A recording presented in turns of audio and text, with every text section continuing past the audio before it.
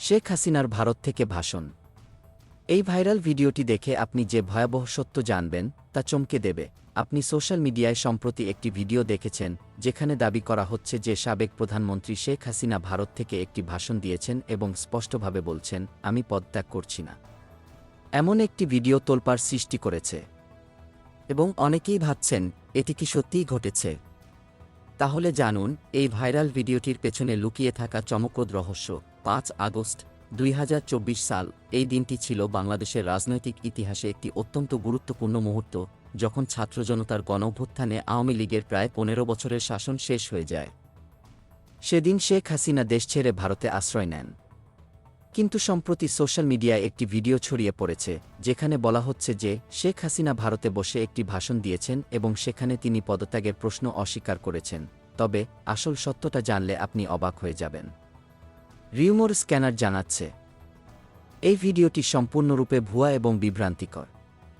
আসলে এটি একটি পুরনো ঘটনার ভিডিও যা ডিজিটাল প্রযুক্তির মাধ্যমে সম্পাদনা করে নতুন করে প্রচার করা হয়েছে।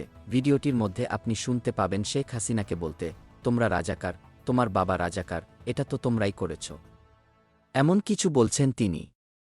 আর ভিডিওটির মধ্যে ভারতের প্রধানমন্ত্রী নরেন্দ্র মোদীর ফুটেজও রয়েছে, যা আরও বিভ্রান্তিকর মনে হয়। কিন্তু আসলে এই ভিডিওটির শেকড় কোথায়?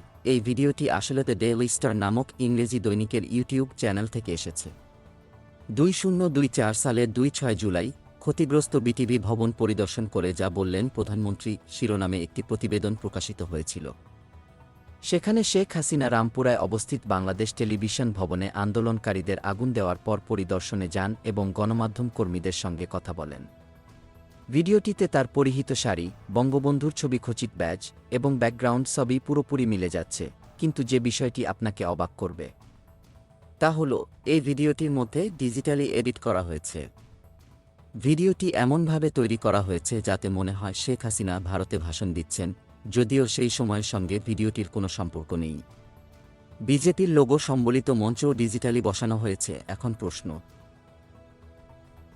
উঠছে, কেন এই ভিডিওটি এতটাই ভাইরাল করা হচ্ছে?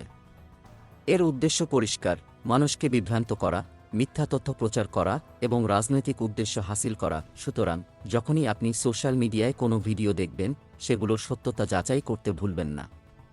আপনি যদি বিভ্রান্ত হন, তাহলে নিশ্চিত থাকুন এটি একটি ডিজিটাল অপপ্রচার হতে পারে। সঠিক তথ্য জানুন, যাচাই করুন এবং বিভ্রান্তি থেকে দূরে থাকুন।